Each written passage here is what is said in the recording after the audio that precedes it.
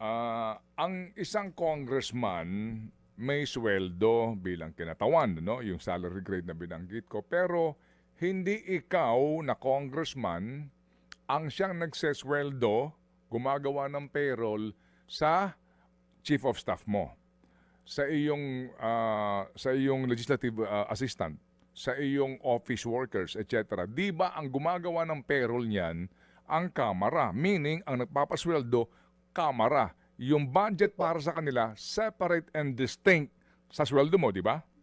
True po. Yes po. Yes, okay. Yan sinasabi ko na kapag nagbigay ng 1 million MOOE, hindi po yun pang sweldo ng staff ng congressman.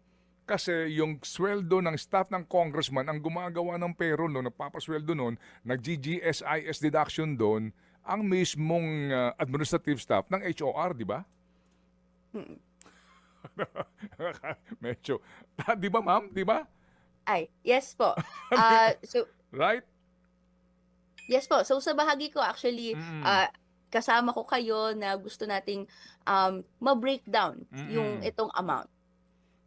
Yes, ma'am. Opo, ganun yun eh. Para lang humaintindihan natin. Ngayon, kung ang isang kongresista tumanggap halimbawa ng 1 million na allowance o MOOE, ang tawag nila, kung ano man pong tawag dyan, maaaring kumuha siya ng karagdagan tao sa distrito niya o sa office niya sa party list dito sa Metro Manila at gamitin niya pambigay bilang sweldo ng ibang mga tauhan kung kukunin niya.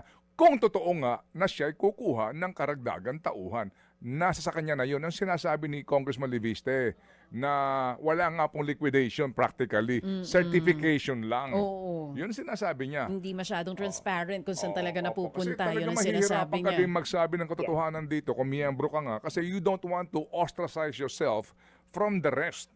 Kasi nga po ito ho kay kumbaga solemn o kaya protocol na hindi mo ito ilalantad kasi nga kahapon si Secret Congressman lang. De Lima sabi niya, ay no comment ako dyan. Oo, kasi pinabulaanan na ito ni Swansing eh. Oo. Pero totoo daw may MOOE. Yes. Yun nga lang, Oo. pareho si Congresswoman Swansing at si Congresswoman Reneco, sinasabi nila, hindi raw yung 1 million, hindi naman daw ganoon. Pero ma'am, kung sakaling may share nyo sa amin, sa inyo po, magkano ang expenses na ibinibigay para sa opisina po ninyo?